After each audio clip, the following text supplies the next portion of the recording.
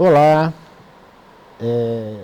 boa tarde a todos, todas e todes. Eu sou o professor Soler Gonzalez, do Departamento de Educação, Política e Sociedade, do Centro de Educação. Estamos hoje aqui com uma convidada especial, professora Lavínia Coutinho Cardoso.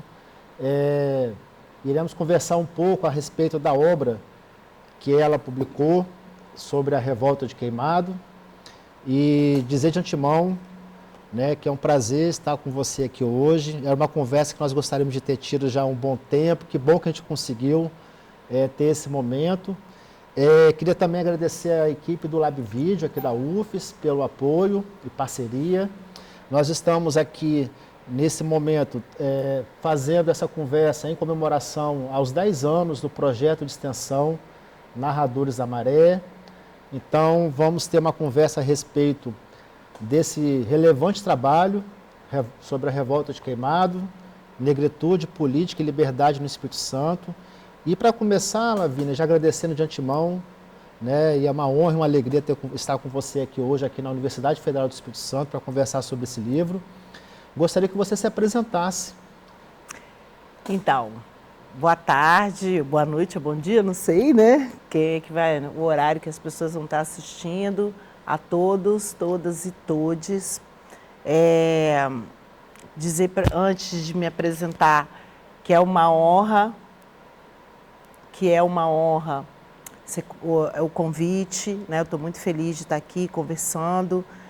Sabe que professor gosta de falar, então eu sou professora de História, sou historiadora, com graduação, pós-graduação e mestrado em História. Minha vida acadêmica foi toda sendo feita aqui na Universidade Federal do Espírito Santo.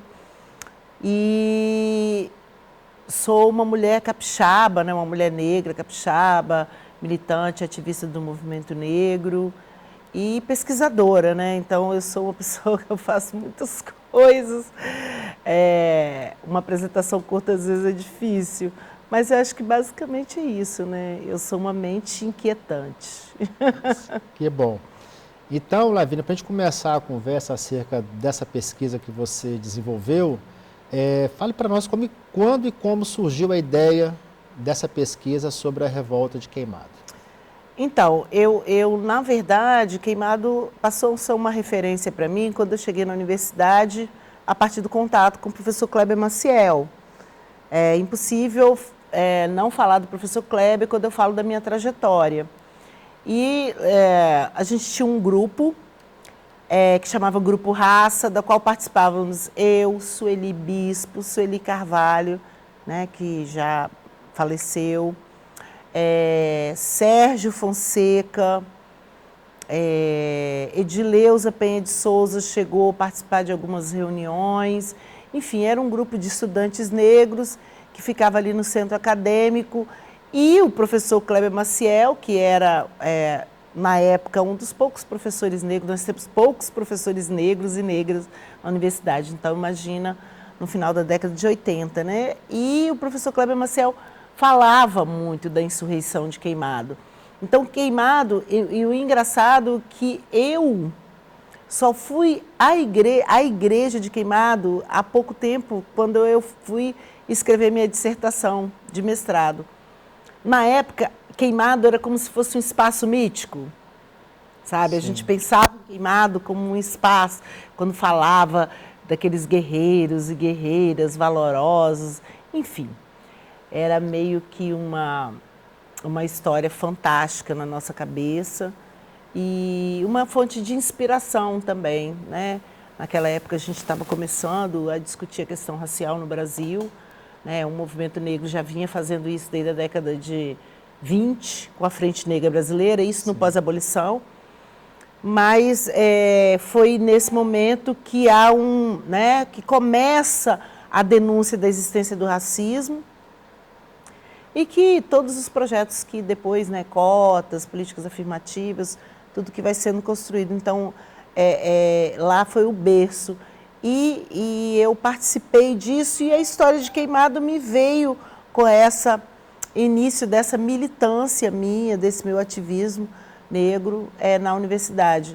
Eu costumo dizer que a minha negritude eu descobri na academia, né? Foi o professor Kleber Maciel, que foi a pessoa que disse, você é negra. Né? Até então, sempre era morena, mulata, todos aqueles termos, né, que são usados para escamotear e invisibilizar, né, a presença negra no Brasil. Né? E é isso. E a dissertação, quando eu fui fazer, a princípio, eu não pensei em fazer nada sobre queimado. E o meu projeto era estudar intelectualidade, estudar Gustavo Capanema. A intelectualidade mineira que forma essa coisa do patrimônio, né, do patrimônio histórico, enfim. Eu tive um projeto para fazer isso, não passei no primeiro processo seletivo, e quando fui tentar de novo, eu pensei, por que não, né, fazer uma dissertação sobre a insurreição de Queimado, visto que até então nenhum pesquisador negro havia se debruçado, se dedicado a ter como, a construir uma narrativa, né, sobre Queimado a partir de um outro ponto, que não o ponto, vamos colocar, da questão da igreja, da questão da promessa do frade, mas sim da busca pela liberdade. Então, o meu ponto de partida é um ponto de partida diferente de toda a historiografia que vai sendo construída, né? Todos os escritos que a gente tem de Queimado, porque o meu ponto de partida, o meu start é outro. Que bom que você fez essa escolha e nós temos hoje esse livro aqui para a gente poder conhecer melhor sobre essa história. Aí você faz um recorte temporal, aí você faz esse é o livro, né, Revolta de Queimado, você faz um recorte temporal na pesquisa, né, e como que foi esse recorte, né, que você escolheu e como que era a província do Espírito Santo naquela época que antecedeu a esse recorte temporal? Então, o recorte que eu faço é de 10 anos, né? Então, o que antecede a revolta, que é toda a preparação, vamos colocar que eu chamo de micropolítica, dos protagonistas negros, né? Da revolta, das lideranças, dos escravizados que participaram, de toda a movimentação que aquilo gerou na freguesia de São José do Queimado. E vou construir, a partir da fala dos relatórios dos presidentes de província, qual era a visão que o Estado, e aí, né, das instituições, tinham dos negros e da presença dos escravizados e como os escravizados são tratados nessas fontes, como eles são apresentados nessas fontes, né? Como que a fuga, os pequenos atos infracionais, o roubo, a fuga, né? Tem inclusive um artigo do meu orientador que fala sobre essas pequenas fugas que acontecem, né, em que o escravizado vai negociar, eu volto se eu tiver isso, eu faço, né? Sim. Enfim, como que essas fontes vão tratar, e vou apresentando ano a ano, né, esses relatórios que, se não me engano, eram anuais. E aí você tem esses relatórios e como os escravizados, os negros e as negras escravizados são tratados e são colocados e abordados nesses relatórios, para a gente construir um panorama, né, da presença negra, dos negros escravizados durante o período que antecede a insurreição, que eu gosto de chamar de revolta, na Revolta de Queimados. Revolta de Queimados. Isso. Interessante no seu livro que você traz nessas bases bibliográficas, né, de pesquisa, algumas são referências, né, sobre esse tema, né? Sim. O primeiro capítulo eu faço um levantamento historiográfico, né, sobre tudo aquilo que foi escrito sobre Queimado, inclusive trago, né, e ali eu coloco como a importância do livro do Afonso Cláudio, porque o livro de Afonso Cláudio vai ser a minha principal fonte, visto que o processo que foi instaurado para julgar os negros, né, negros escravizados que participaram da insurreição, da revolta, ele se perde, ele é perdido. Então, realmente, a obra de Afonso Cláudio hoje é a principal fonte para se escrever, para se falar sobre Queimado. E aí, além da obra de Afonso Cláudio, a gente tem uma série de textos, alguns literários, a gente tem peça de teatro, né? A gente tem uma poesia, então a gente tem diversas formas literárias e científicas de abordarem a insurreição de Queimado. E aí eu vou trabalhando isso no início, né, no começo. Então, o segundo capítulo é os relatórios do presidente de província. E no terceiro capítulo eu vou falar sobre a historiografia que vai trabalhar, né, que vai construir a questão da revolta negra, principalmente aí eu estou falando da região sudeste, né, que é o que está mais próximo de nós aqui. E o último capítulo é o capítulo que eu vou falar sobre a revolta. E aí eu uso alguns conceitos, né, que eu vou trabalhando da micropolítica e da síncopa libertária para estar falando, para estar trazendo uma narrativa diferente, uma narrativa nova, com um start novo, né? E mesmo não tendo outras fontes. Então é uma releitura, né, da Revolta de Queimado, a partir do olhar de uma pesquisadora, de uma historiadora, de uma mulher negra. Muito interessante essa ideia, essa noção que você traz da síncopa libertária, né? Para trazer a questão da liberdade dentro do processo da revolta, né? Sim. Você argumenta bem essa questão da liberdade, né? A liberdade, ela é o fator motivacional de qualquer ser humano, né? Então, assim, o fato de alguém estar na condição, né? Na condição não. O fato de alguém ser escravizado não quer dizer que ele não se sinta livre ou que ele não almeje ser livre. Ou seja, ser livre, buscar ser livre, a questão da liberdade é algo humano que está o tempo todo premente, né? Presente na vida das pessoas. E aí, realmente, a síncopa libertária que eu falo é do espaço do improviso, né? Porque a síncopa, os músicos sabem, né?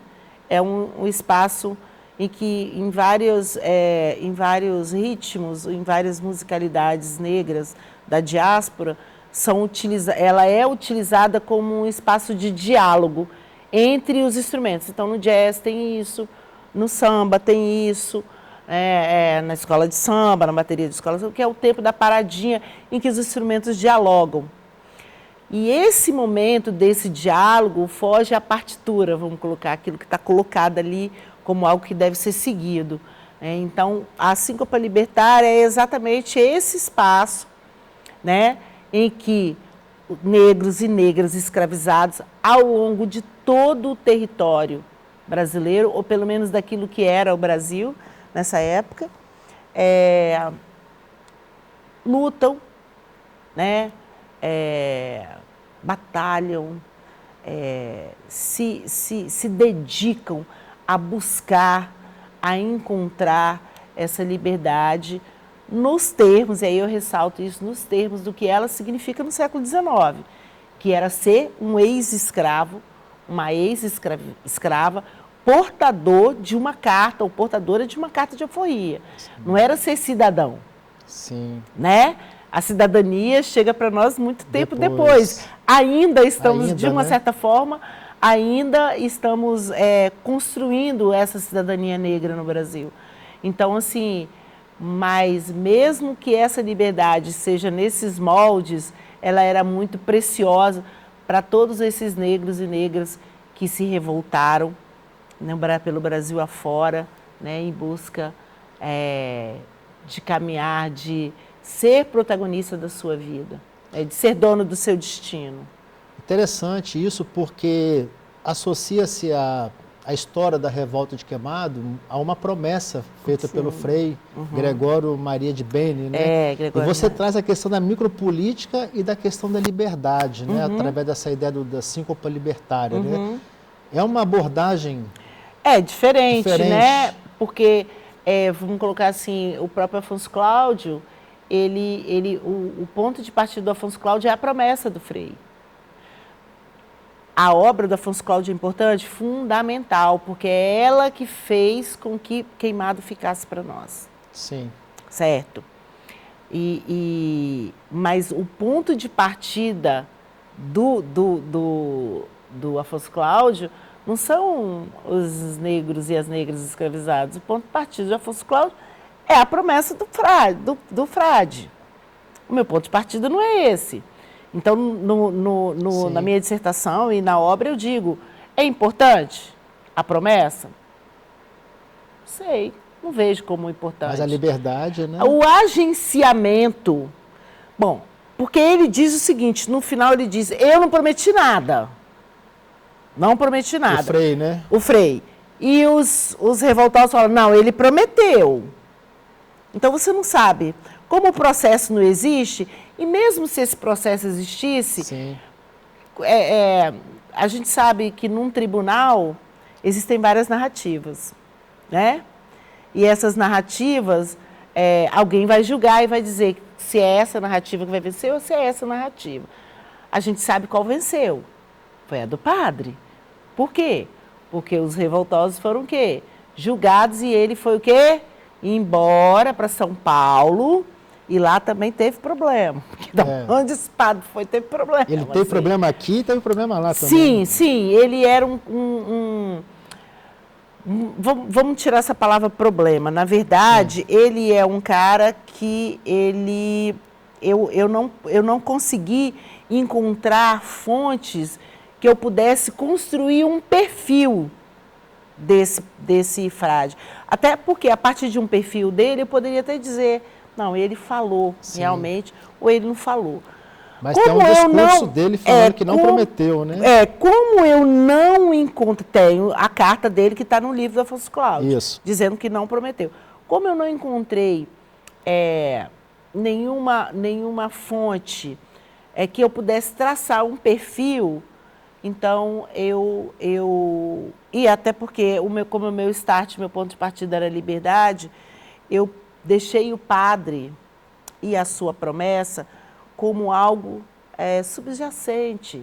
Quer dizer, na verdade, se o padre prometeu, os negros escravizados agiram muito bem, construíram a igreja a galope. Em 2 anos construíram aquela igreja, né?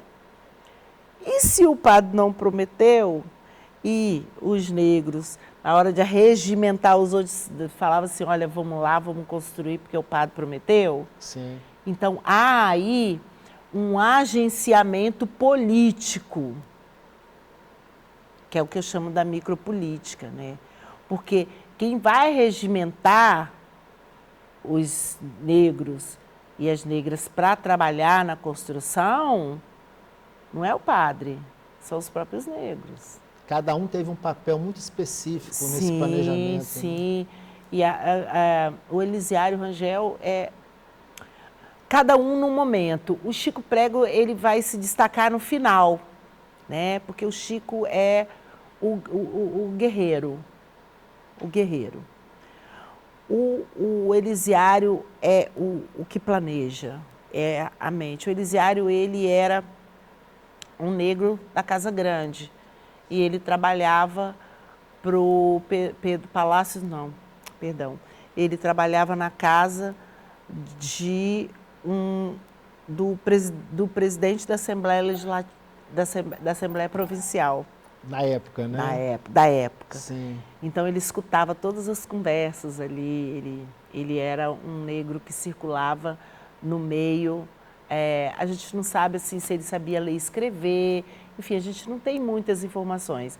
Mas ele realmente era um negro que se destacava, inclusive porque o próprio Afonso Cláudio chama o Elisiário de pernóstico. Sim.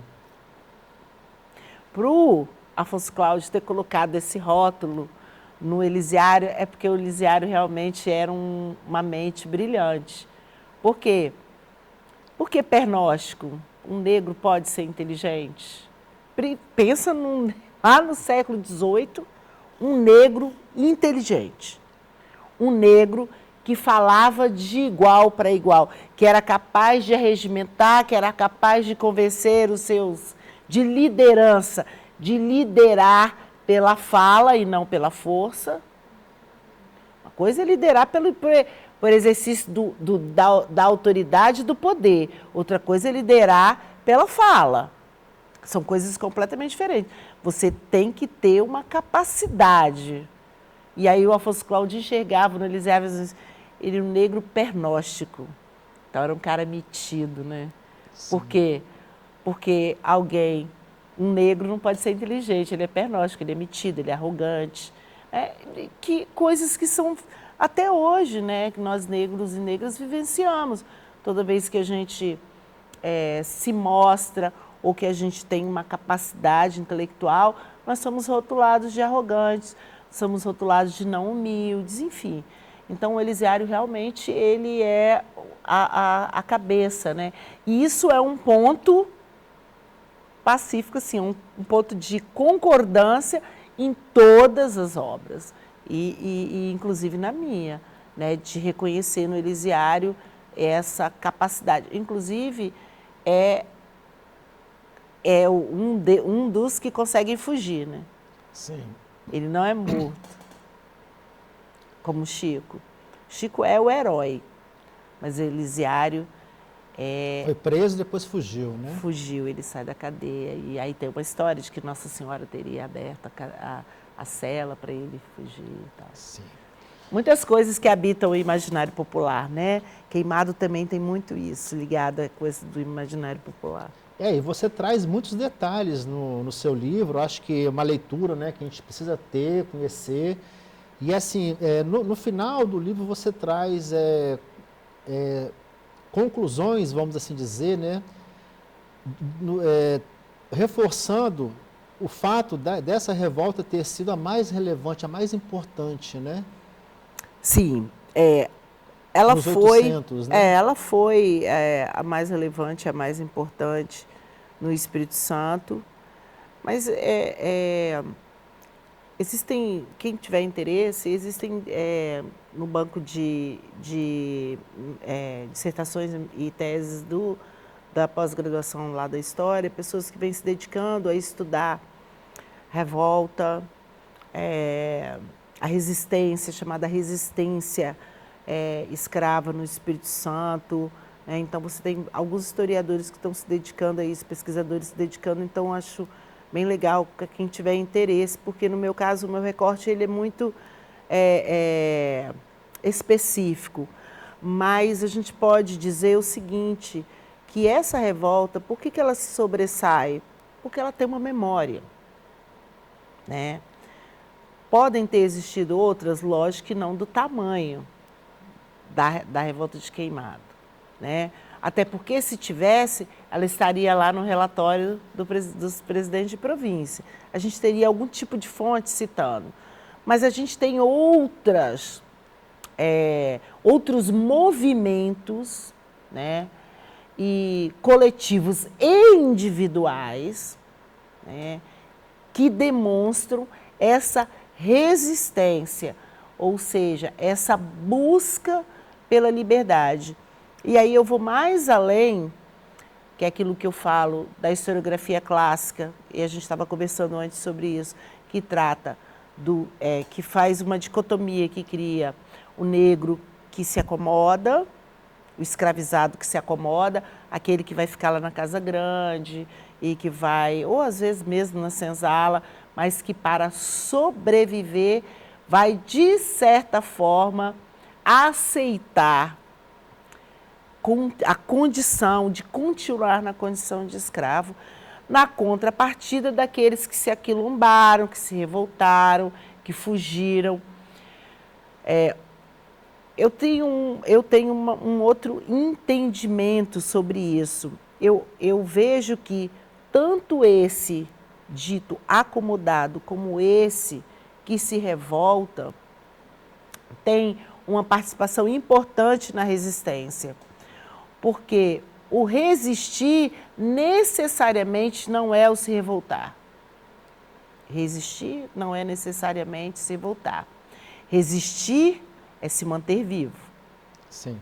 Num sistema extremamente violento, e aí quando a gente está falando de violência, a gente não está falando só de violência física, mas de violência psicológica, todas que nós hoje conhecemos e sabemos, né, que existe, de que esse ser humano, né, esses negros e negras, estavam submetidos num sistema que era uma empresa da qual eles eram o quê? Uma mercadoria. Então, assim, estar vivo, permanecer vivo, deixar descendentes, né, realizar suas manifestações culturais, cultuar os seus deuses, né, reinventar formas como a capoeira.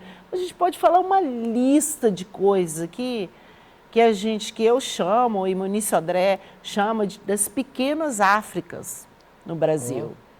Entendeu? O Muniz Sodré fala isso, eu acho isso lindo. Ele fala especificamente isso dos terreiros, né? Das religiões de matriz africana. Mas a gente pode falar que a capoeira é uma pequena África, a gente pode falar que o Congo é uma pequena África. E quem faz isso, quem perpetua e quem recria essas pequenas Áfricas é quem fica vivo. Sim. É quem fica vivo. Então, é importante aquele que se revoltou e que morreu, o Zumbi dos Palmares, Dandara, Chico Prego, João da Viúva, todos. Né? E a gente pode sentar aqui e falar de inúmeros negros e negras escravizados, inclusive os anônimos, né, que morreram. A gente está falando dos conhecidos, tem os anônimos, né, que morreram e que foram assassinados. Morreram não, que foram assassinados pelo sistema, né?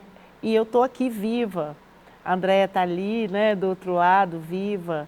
Então, assim, a importância de quem permaneceu vivo.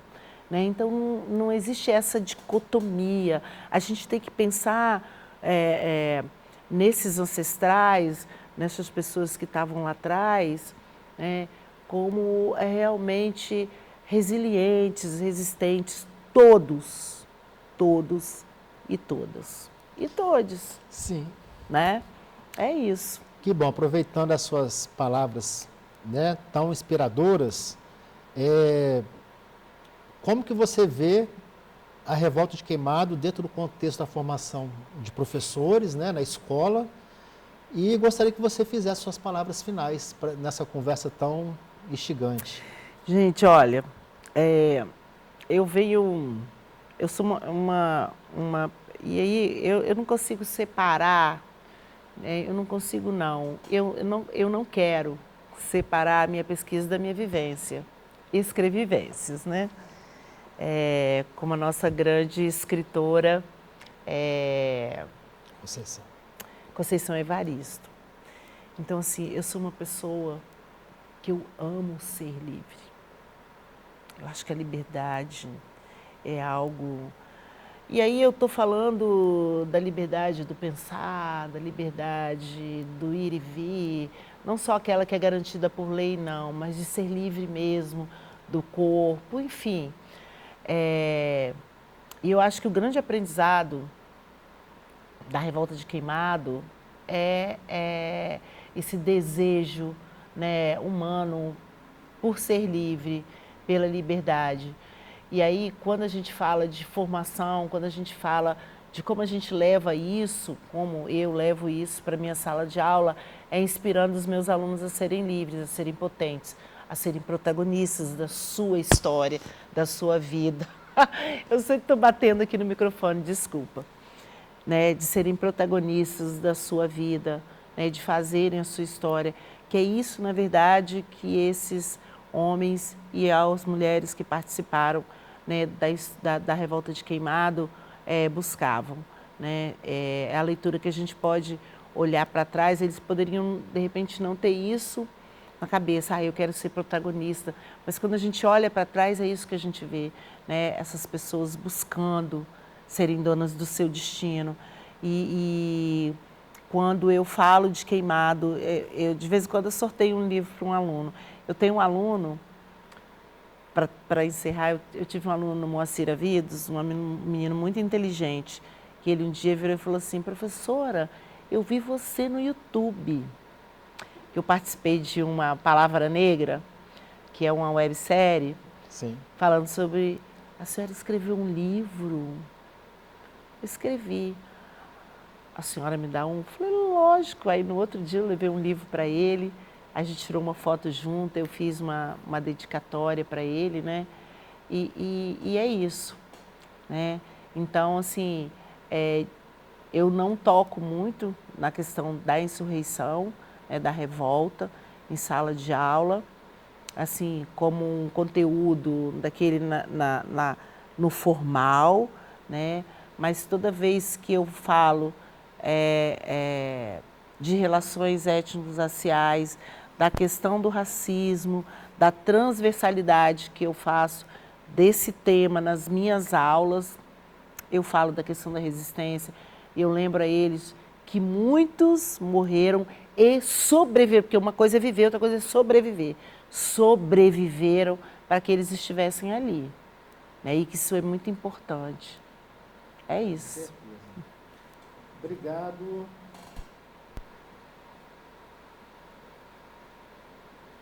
Obrigado, Lavínia, por essa conversa, por apresentar aqui nas suas palavras um pouco sobre o livro.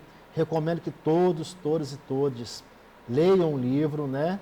Divulguem em suas salas de aula, nos seus trabalhos, né, como educadores. E agradecer novamente, pedir para que vocês acompanhem a gente nos canais, né, no Instagram, no Facebook, no YouTube e no Spotify. Mais uma vez, obrigado e até a próxima para todo mundo. Obrigada, Solé, pelo convite. Agradeço. Foi muito legal. Gratidão.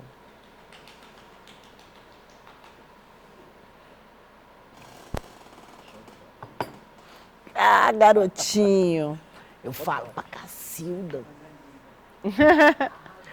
Falo muito, gente.